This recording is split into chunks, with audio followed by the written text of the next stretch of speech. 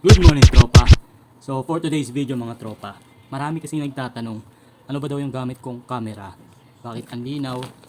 Bakit ang lakas? So, ngayong araw, i-reveal ko sa inyo kung ano yung gamit ko. Ang gamit ko is, taran, old school tropa, na Hero 4. So, nabili ko to second hand. Hindi ko matandaan kung 2.5 ba o 3,000 sa tropa. Kasama na yung case. Yan. So as you can see, luman-luma na yan. Basag-basag na nga yan eh. Pero napakatibay. So tumatagal to ng 30 to 45 minutes ng tuloy-tuloy. Tapos ang kagandahan kasi dito mga tropa, hindi mo na kailangan ng mic. May built-in mic siya na kung saan napakalakas. Kaya kung kayo ay magbablog tapos wala kayong budget para sa mamahaling camera, marami nito sa marketplace. Ingat lang kayo sa mga scammer. Kailangan maging mapanuri kayo. Yan. Sagot ko na yung tanong ng iba. Karamihan yun ang tanong eh. Ano daw gamit kong camera? So, Hero 4. Tapos, hindi lang yun syempre. Meron tayong gamit dito na strap. Nabili ko to sa Shopee. Yan o. Kaya, ang ganda ng kuha natin. So, nung nagsimula ako magbike, ito na yung naisip ko. Sabi ko, gusto ko yung ano eh. Yung hindi maalog. Kasi walang stabilizer yung Hero 4.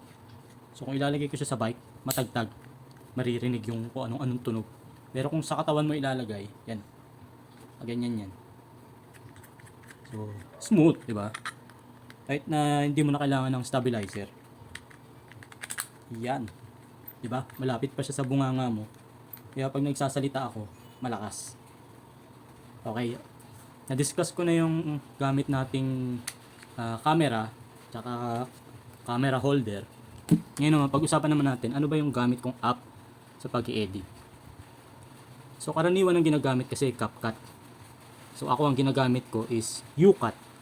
So, may bayad din yun. So, pero every year ang bayad. Medyo pricey, pero napakaganda naman. Wala siyang watermark. At the same time, nandun na lahat eh. Yung pag-i-edit ko, tapos, i-upload ko siya ng 4K. Depende siya kung anong gusto mo. Ako kasi kaya malinaw, 4K. So, na-discuss ko na yung gamit nating camera, yung holder, tapos yung app ng pag-edit. Ngayon naman, tingin ng pusa ko. Kahit anong ganda ng edit mo, kung ididiretso mo siyang upload sa social media, for example, sa Blue App, hindi siya ganun kalinaw. Bakit? Kasi, ang ibibigay lang ni app, halimbawa yung Blue App, kapag diretso mo siyang upload, eh napakababa ng resolution. Yun lang yung kaya niya, kung ano yung kaya niya. So merong isang technique na nalaman ko sa isang tropa rin natin na binilang ko ng camera kung paano maging malinaw yung pag-upload mo. So i-upload mo siya sa Google. Pupunta ka ng Google, kahit cellphone yung gamit mo. Tapos, tatype mo doon yung Blue App. Tapos, doon ka mag-upload ng iyong video. Na kung saan, kung ang video mo is 4K, lalabas din doon sa Blue App na 4K. Yun yung kaibahan mga tropa. Kaya nagtataka yung iba. Na-edit ko na 4K, tapos nung in-upload ko sa app, ang labo. Diba? So yun yung kaibahan tropa, kung bakit yung iba nagpo-post, ang linaw-linaw, kahit na cellphone lang ang gamit. So yun lang yung technique mga tropa, yun yung sikreto. Hindi yun na sikreto ngayon, sinabi ko na sa inyo. Hero 4 gamit ko sa pagbabike, tsaka motor. Sa motor kasi, nakalagay ito sa helmet ko.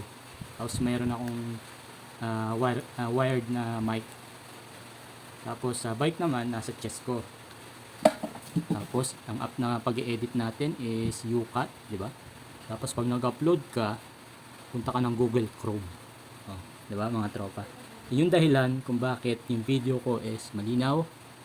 Yung video ko malakas yung boses kasi in-edit ko siya sa magandang klaseng app na UCut at ina-upload ko siya sa Google Chrome.